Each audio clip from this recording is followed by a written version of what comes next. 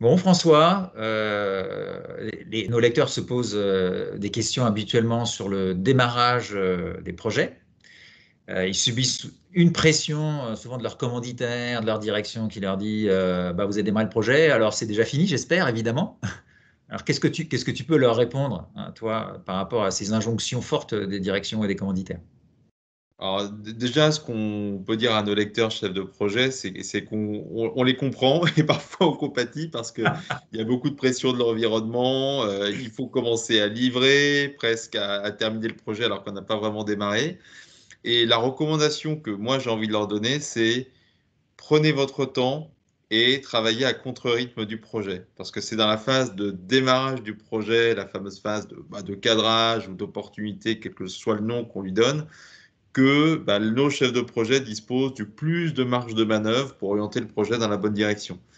C'est pour ça que c'est dans cette phase-là qu'il faut se poser les bonnes questions, prendre le temps de remplir certains livrables de cadrage et de fait orienter le projet dans la bonne direction. Donc moi, mon conseil, c'est travailler à contre-rythme. L'environnement vous pousse à agir, à être dans la vitesse, osez la lenteur. Ok. Et là, je te comprends bien, François, et je te retrouve bien dans tes pratiques. Maintenant, imagine un chef de projet qui est un peu moins sûr de lui et qui a cette pression-là. Donc, il a bien entendu ton conseil. Est-ce que tu as un petit conseil complémentaire pour lui dire, mais tu vas essayer de convaincre ta direction, tu fais quoi?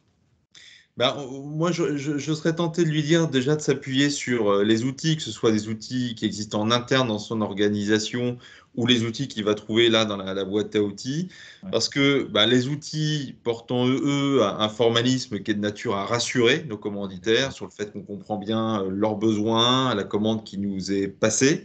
Donc, c'est un vrai contrat qu'on passe finalement avec nos interlocuteurs en interne. Ouais, Et les outils, ils prennent du temps à être remplis et ils sont ouais, là pour ça, pour nous ouais. obliger à ralentir. Donc, prenez appui sur les outils, faites-en vos alliés pour ralentir au démarrage. Ouais, super. Absolument. Bah, c'est très bien, je te remercie. On pourrait aussi utiliser ce premier outil qui est l'outil du cycle de vie et du choix du cycle de vie de projet, puisque finalement, dans cet outil, on voit bien que, on n'obtient pas le résultat dès la première phase, mais qu'il y a une maturation progressive qui est expliquée.